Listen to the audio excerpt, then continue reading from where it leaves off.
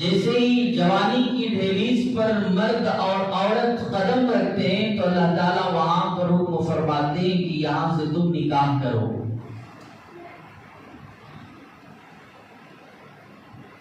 اگر تم نکاح کرو گے تو جس عورت کو تم اپنے نکاح میں لو گے وہ تمہاری بیوی کہلائے گی، اور تم اس کے ساتھ زندگی کرنا یہ تمہارے لیے حلال ہوگا. محمد سید الکونین والثقلین والفریقین من عرب ومن عجم مولاي صل وسلم. موجودہ اس وقت جس چیز کی ضرورت ہے مجھے اور آپ کو جس چیز کا خیال رکھنا ہے اس پر ہم لوگوں کو توجہ کرنا ہے. اگر پیٹ میں درد ہو تو پیٹ کے درد کی دوائی دینا ہوگا. کوئی پیٹ میں درد ہو تو سر میں درد کی دوائی لے تو کوئی عقل مند نہیں کہتے.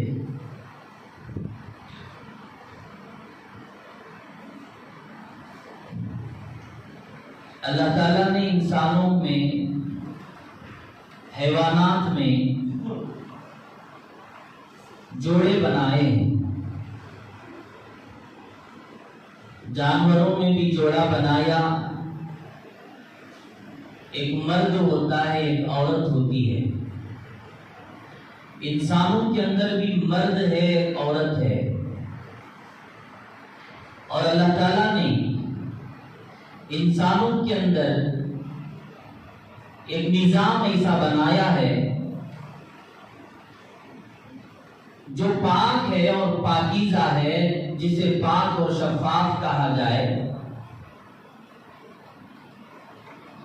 انسان مرد ہو یا عورت پیدا ہونے کے بعد جیسے ہی بلوغ کو پہنچتے ہیں، بالغ ہو جاتے ہیں، تو وہاں سے ایک مرحلہ شروع ہوتا ہے جوانی کا.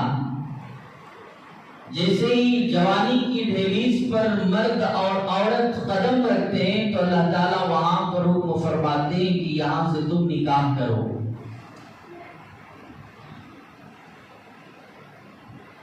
اگر تم نکاح کرو گے تو جس عورت کو تم اپنے نکاح میں لو گے وہ تمہاری بیوی کہلائے گی، اور تم اس کے ساتھ زندگی کرنا یہ تمہارے لیے حلال ہوگا.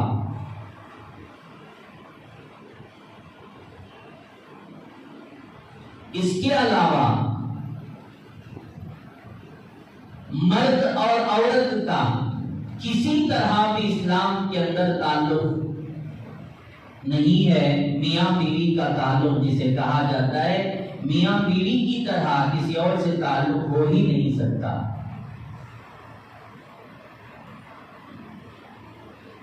ہمارے نبی صلی اللہ علیہ وسلم نے فرمایا جب تمہارے اندر یہ طاقت آ جائے، استطاعت آ جائے کہ تم نکاح کر سکو تو فوراً نکاح کرو. اگر کوئی یہ کہے کہ نکاح میں نہیں کروں گا تو وہ میری امت میں سے نہیں ہے. النکاح من سنتی، نکاح میری سنت ہے. فمن رغب عن سنتی فلیس منی، جس نے میری سنت کا انکار کیا وہ میری امت میں سے نہیں.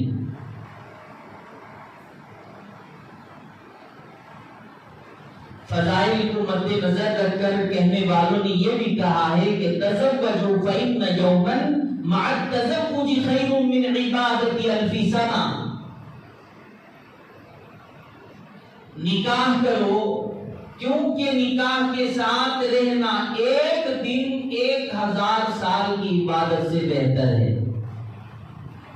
نکاح کرو کیونکہ نکاح کے ساتھ رہنا ایک دن 1000 سال کی عبادت سے بہتر ہے. اب یہ کس لیے کہا گیا ہے؟